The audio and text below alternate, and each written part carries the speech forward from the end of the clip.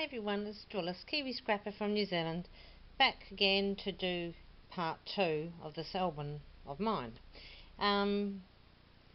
which is Royal Ladies of Europe 1700 to 1800, and this is my 4th attempt at doing this, and the 3rd attempt I actually did the whole recording of it to finish the album, which took approximately 30 minutes, so I'm going to try and hurry it up this time. And something went wrong in the loading up from my camera to my computer, so I'm back again. So I'm just going to undo this and we'll start again. Gee, I don't know. Right, so part 1 we ended on this, the Princess, I think she's Louise Henriette of the French court, the grandmother of the last King of France. There you go. So we'll skip over to this page. Okay, this is the page we're starting on. I'll just quickly read out about this lady before I go into looking at the page. And this is lovely lady. This is the tag for her page, and this lady's name is Maria Cristina, and she was born in 1742 and she died in 1798, and she was the Duchess of Teschen. I'm not sure if I'm pronouncing that correctly, but it sounds as if it might be German or Prussia maybe. Prussia? Yeah, Prussia doesn't exist anymore, but it sounds like it could be Prussian. And she was known as Mimi by her family. She was the 4th daughter of Francis I, the Holy Roman Emperor, and Maria Theresa of Austria. And Francis I and Maria Theresa of Austria were actually also the parents of Marie Antoinette. So this is the older sister of the Queen of France, Marie Antoinette. I'll just pop that back in there. This family had a lot of daughters. Francis and his wife, Maria Theresa, had an incredible amount of daughters. They only had 2 sons, but I mean they had so many daughters that that family was like spread out through the whole of Europe, just went everywhere. Some of those children actually died in childhood. I think one died at 3, and there was definitely one died at about 8 or 9. So yes, so there were some children who didn't make it to adulthood, as happened a lot in those days. So this is a large yo-yo flower that I made for myself. This is a prima flower, which is a beautiful colour, that one. There's a glittered M for Maria Cristina. This I tea stained, this applique, and that's off a vintage earring. This is a organza applique that I tea stained. There's a resin heart here. This I took off a lace trim, or a trim, just cut it out. Got some little tassels here.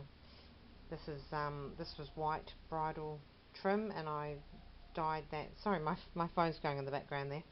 And I dyed that with avocado skins a while ago. I really like the colour that came out. Got some metal embellishments here. This whole pocket is made up of a complete lovely doily. There's the bottom of it down here. Absolutely beautiful doily, and I didn't want to cover that up or cut into it. So there's an applique on here that I put here, and it's a tea stained applique, and I popped on some pearls. Another applique up here. This is off an earring. There, that's off a vintage earring. So, and these I just cut off the bottom of a chiffon scarf to make tendrils off that flower, because it was the same colour, or very similar in colour. So, right, speeding along. There's also lots of things around the bottom and other bits and embellishments around the edges and goodness knows what. But I really just take too long to show everything. Okay, so this is the next page. And as you can see, it's done mainly in blues and whites with touches of cream in some places. Okay. tag for this one. And this is this lovely young lady, another of victim of the French Revolution, quite a tragic figure. And her name is Elizabeth de Beubon, Princess of France. And she was born in 1764 and she died in 1794 at 30 years old. She was the youngest sister of King Louis XVI of France, and King Louis XVI of France was the husband of Marie Antoinette. And Elizabeth and Marie Antoinette were very close, even though Elizabeth was 8 years younger than Marie. They were very close, they were like sisters. This lady was very well known to be quite pious, and she was very well known in Paris to do a lot of work with the poor. She used to put on a simple dress and go down to the convent and help the nuns distribute food to the poor quite often, and she was quite loved by the poor.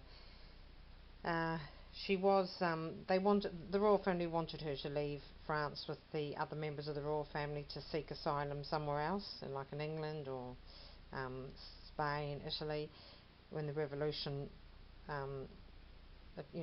was getting dangerous for them. But she steadfastly refused to go because she had very strong loyalties to her older brother, the king, and loved Marie Antoinette and the children, their 2 surviving children, and she just refused to go. And because of that loyalty, she ended up in prison with them all, and she actually ended up with Marie's oldest daughter, Marie Therese, who was then about 15 or 16, and she was in prison for quite a few months without even knowing that her brother and Marie Antoinette had been executed by guillotine.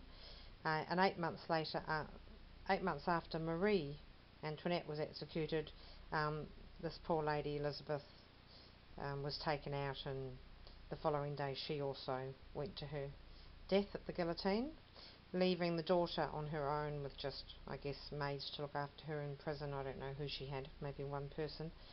So I know that she later wrote, this 15-year-old later wrote that everybody she had lost, everybody she loved was perishing around her. And I guess she must have lived pretty much in terror of it happening to her as well. As it happened, she actually was exchanged a couple of years later, or 2 or 3 years later, after still being in prison, for some French soldiers who were being held prisoner in Austria. And she married, but she never had children. Her younger brother actually died in prison. They wouldn't let him out, and rumour has it that he was tortured on a daily basis and died at 10 years old, poor thing. So anyway, that is her. That is the lovely Elizabeth. So here we just have these beaded tassels, and this is a flower I made myself. This is another flower that I took apart, artificial flower I took apart and put some circles of lace and just some layers in there. It's a glittery E for Elizabeth. There's fabric flowers. This lovely little bow came from Irene, Seriously Scrapping in Australia. Thank you, Irene. This is another one that I made myself. This is off an earring, and I took all the dangly bits off it because I didn't want them. So that's that. This is off a bridal headdress that I took apart. Yeah, there's a resin heart behind there, and another resin heart here. Numerous pearls dotted around the place. Right, let's get over to this next one. Look, I'm speeding along here. This is good. Less chat, more productivity, as they say. Right, so here we go on to the next page, and this lovely young lady here, this is her tag. So I'll just show you her face. She's a lovely young lady. She's I don't know, 14 or 15 in this picture. This portrait might have been done to send to the man she was betrothed to, so that he could see what he was going to be marrying, or who he was going to be marrying. That's the way they did things in those days. Okay, so there's a B up here, as you can see, glittery B, and that's B for Barbara. And this is Barbara of Braganza. She was born in 1711 and she died in 1758 at the age of 47. She was the daughter of King John V of Portugal and Maria Anna of Austria. And Barbara was an infanta of Portugal, which means the same as princess, but I think it means princess in line for the throne, like if her brothers died, because these countries, Portugal I think also allowed a female successor, which France did not allow. They only allowed male successors. Yes, this young lady became the Queen of Spain as the wife of Ferdinand VI, the King of Spain, and as I said, she died at the age of 47, which is common in those days, of course. Okay, so we've just got some metal pieces, some pearl trim around here. This is a, I suppose you'd call it a doily. It's organza, it's heavily embroidered with flowers, and it's up here as well. It's just all over the place, and it's peach flowers, and that's why it went with her peach gown. Had been made up as a tissue cover for a tissue box, and I just carefully cut it apart. So we've got more of this avocado skin dyed trim here. That might be the end of it now, I think. I keep saying that and more appears. Got a nice, a pretty modern earring here, drop earring with a peach coloured stone at the bottom, and there's peachy coloured bling up here that I popped in. That's a nice peachy fabric flower. Lovely lovely cherub cameo with a peach background, and I've mounted it on in a metal frame off eBay. Well, in fact the cherub is off eBay as well. You'll see she's got a crown here, which I've added a bit of bling to, and a crown on a page denotes that the person in the portrait either was a queen at the time or became a queen at some point in her life, just as this young lady did.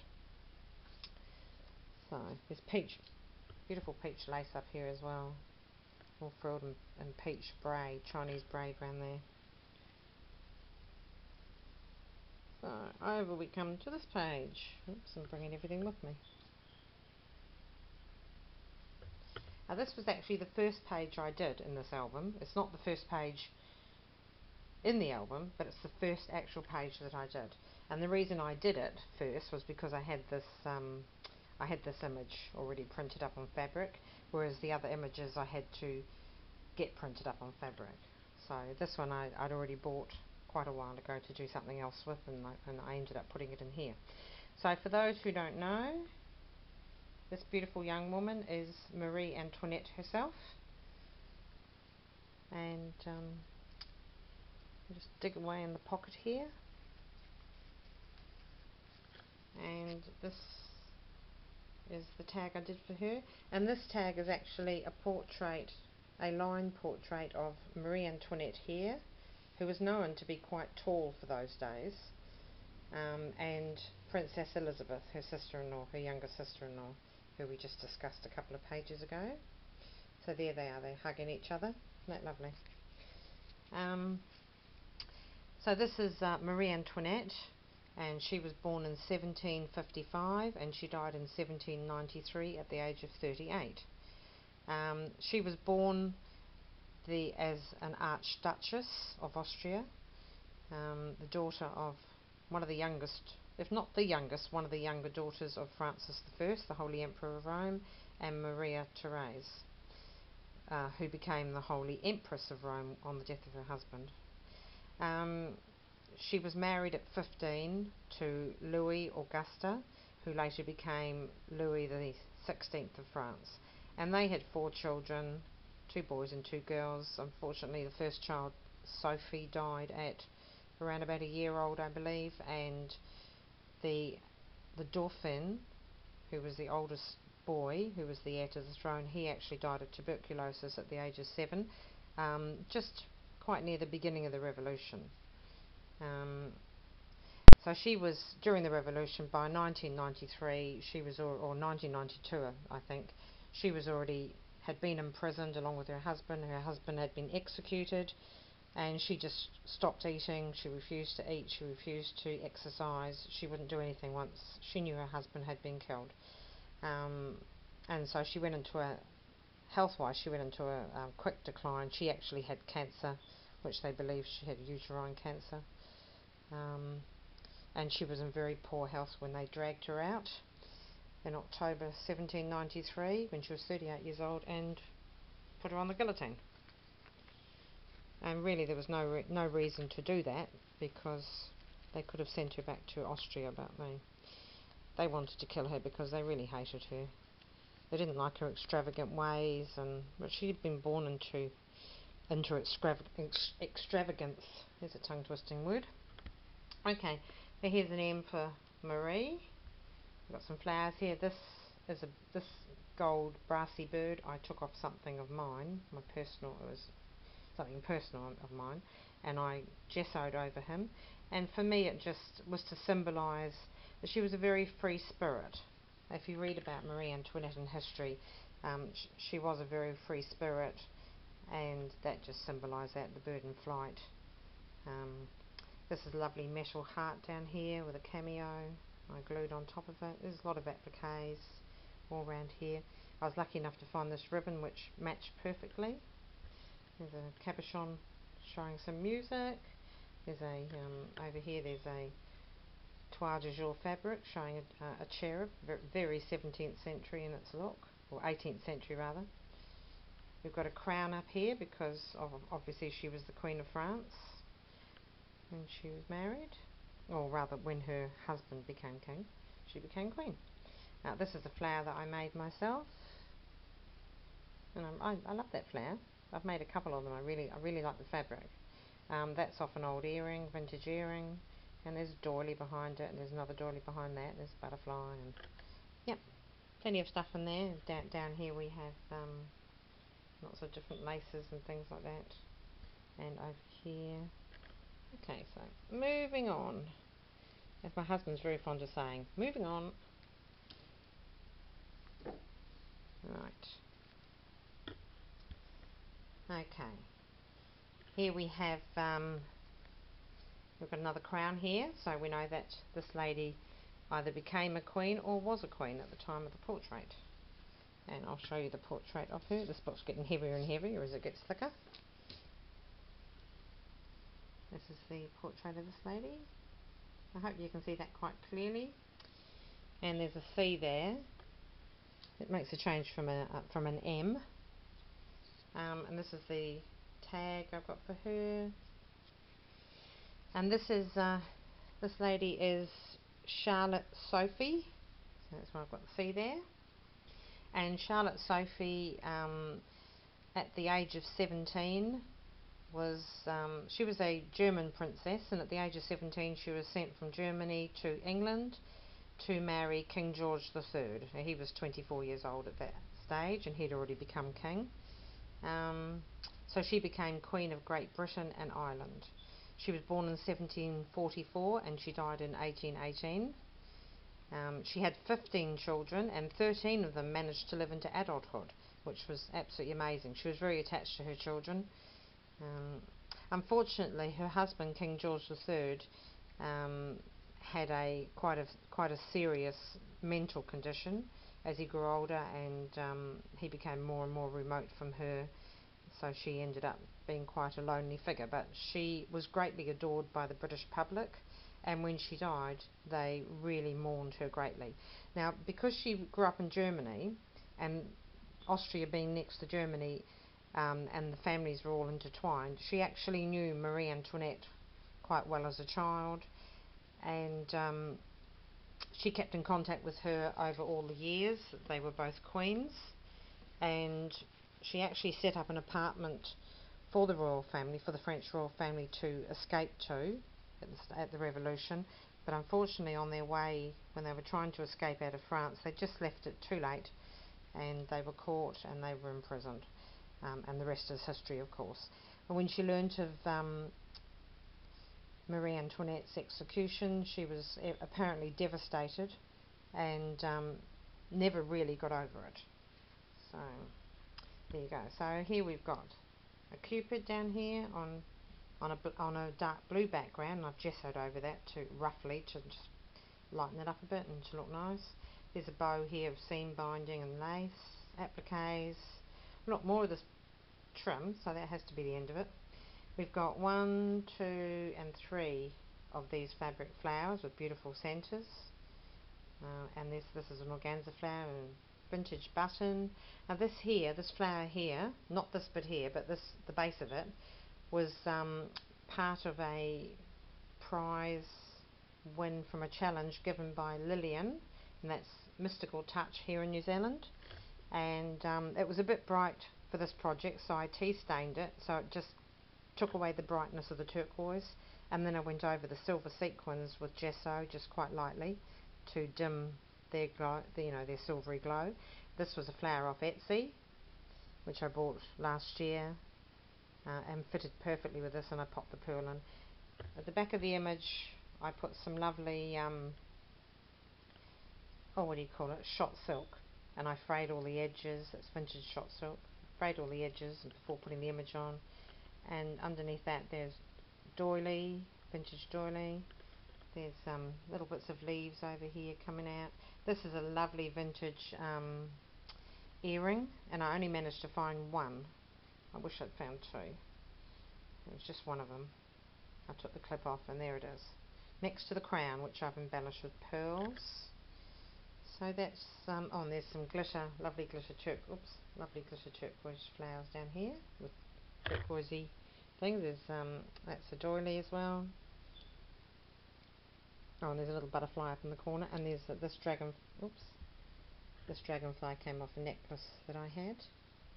Right, we've finally got to the last page, and I do hope this loads up properly this time, because I don't want to do this for a 5th time. I love this album, I really love it, but I don't want to have to do this for a 5th time, which I'm sure you'll understand. Okay, so this is our last page, and let's have a look here. There's an A, and the A is for Anne, which makes a big change from Maria and Marie and Therese. Okay, so this is the card for this one, with a tag. And as I said, this is Anne. She was the Marquise de Caumont de la Force, and I think that's probably in France. She was married to the Count of Belby. Well, and I don't know where Belby is. But she was a bit of a naughty lady. Look, I might as well show you her. She's a very pretty lady. And she's dressed in a lovely peachy salmon-y gown. But she was a little bit naughty, as many of the ladies were in those days. Although she was married to the Count of Belby, she deliberately took a position of lady-in-waiting to the Countess of Provence, purely because, as history tells us, she wanted to become the mistress of the Count of Provence. They were pretty crafty, in those days. So she ended up becoming his mistress, because obviously you can see she's a very pretty, very attractive girl. The Count of Provence actually later became King Louis XVII of France. So he, can't remember if that's the last, I think that's the last king of France. Oh no, it isn't. No, sorry, it's the one before the last king. And that was when the throne was restored after the revolution. So that was quite a few years later. But anyway, she was his mistress. He had her poor husband, the Count of Belby, declared insane and put into a mental asylum, which in those days were absolutely horrific places. And that poor man was there probably for a number of years, purely because they wanted to get him out of the way to conduct their extramarital affair. And maybe he knew about it and was objecting to it, so that's where he ended up. But he obviously got out at some point, and he fled to England to live. And she later fled, at the beginning of the revolution, she fled to England with the Count and his wife. At some point she had twins, and when the Count worked out the dates of these twins that she had as his mistress, he realised they couldn't possibly have been his children, and he then put her aside, and later on he became king. So she lost out a bit there because for being naughty. So not that he probably would have divorced his wife, because that wouldn't have been the done thing. So this was bright orange. It came off eBay, and I tea stained it to subdue the colour, and I really like that nice peachy colour it's got there. Got a pale peach rose. This is a modern earring with a peach coloured ceramic rose on it, and a ambery peach drop, little rolled rose and satin there. A for Anne, of course. And coming down here we have this lovely vintage ribbon. I think it might be rayon, not sure, silk or rayon. And that lovely peach colour. This is one of those sliders that I got off eBay. And it's sitting on a doily. In fact, it's sitting on two doilies. And then there's just peach lace down here, and there's an applique with buttons. And this, I think this came from Irene, Seriously Scrapping, in a recent wonderful rack that she sent me. Can't even speak properly today. Rack. Random Act of Kindness. There you go. And I popped on some peach pearls, and this was a bright pink. I think I told you on another page, and I tea stained it to subdue the colour of that, and it came out lovely peachy colour. The little bird, little brass bird on the ring, I believe that came from Irene as well. And down here we've got tea stained stuff, and we've got all kinds of laces under there. So that's that. So I'm just going to give a quick overview of everything now that we're at the end. I've got double lines on every page of rosettes, because as I said at the beginning, this is actually a proper book. It's got a proper spine, and that I got that from a tutorial that Jeanette, Scrapping Happy on YouTube, and she's in Australia. She did a tutorial on an album with a proper spine that she had come up with, and that's how I did this particular spine. She sewed hers by machine. I sewed mine by hand because it was just too difficult to get all this in, because you did it actually after all the embellishments are on. So thank you, Jeanette, if you're watching. Thank you for that inspiration of doing that, because it's made a really wonderful proper book, which is great.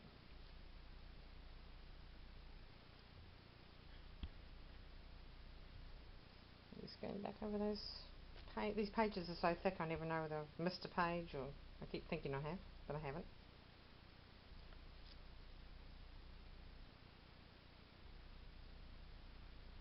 Seems a long time ago since I actually started this recording this whole album. So that's that. And we're back onto the front, and we'll do it up with its buckle. Where's it? I don't even know where. Oh, there it is. Whoops, a daisy. With its nice vintage buckle there.